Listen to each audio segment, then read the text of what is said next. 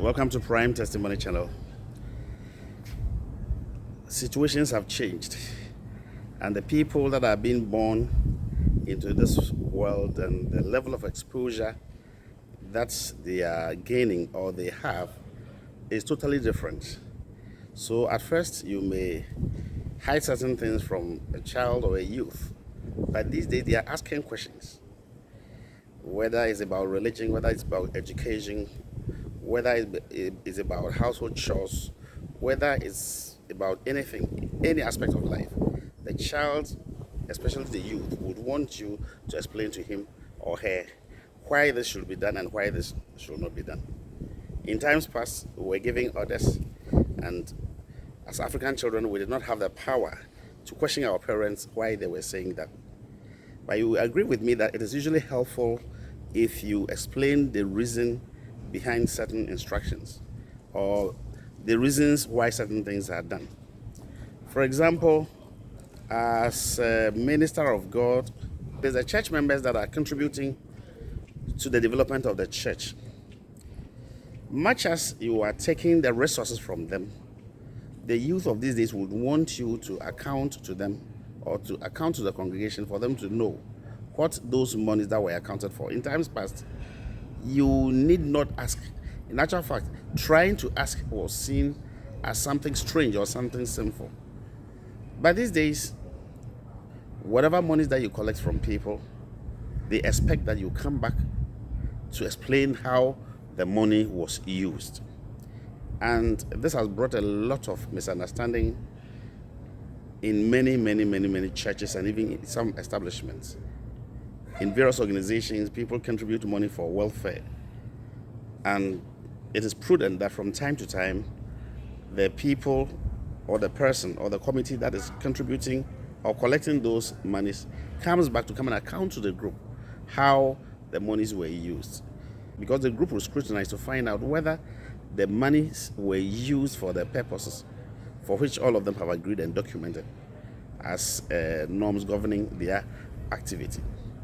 So it is important for us to appreciate the fact that the people that are growing now, the people that we are tendering as parents and caregivers, they are not the same as those in the past. In times past, riches was seen as something very evil or negative. And when they talk about the story of the rich man, the poor man, that of the Lazarus, sometimes the way they used to fashion it, it looks as if the poorer you are, the closer you are to heaven. But research have shown that, poverty in itself is nothing righteous. It's nothing good to be proud about, because even if you do not have money, you will not be able to serve God well. So it is important for the Christian to work very hard. It is important for the Muslim to work very hard to make the money so that he'll be able to pay his bills, find a decent accommodation, pay the mortgage, pay the children's school fees, medicals, vehicle or car, and all these things. People are asking questions. Let us look at politics. In times past, politicians will come around with beautiful campaign. When you vote for us, we will do this for you. When you do this, we'll do this for you.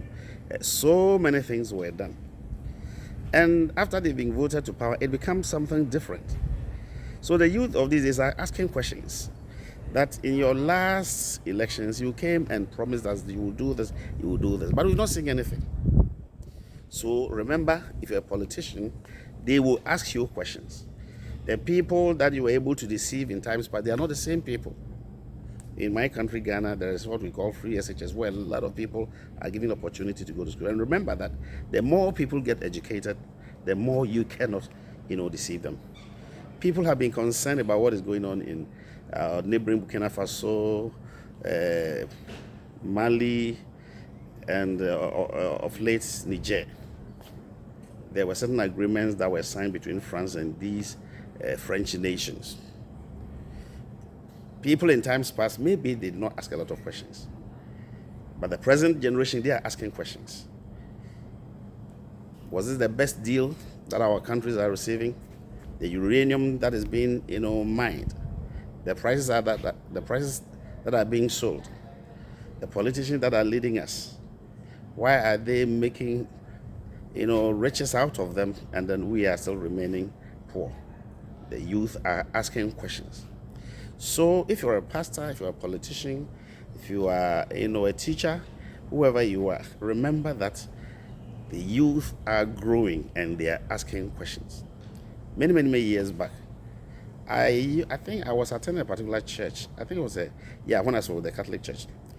Anytime that offerings were collected, the following day they will come and announce to the whole church that last week the offerings that we collected, we had this amount and we had that amount, and the total is this.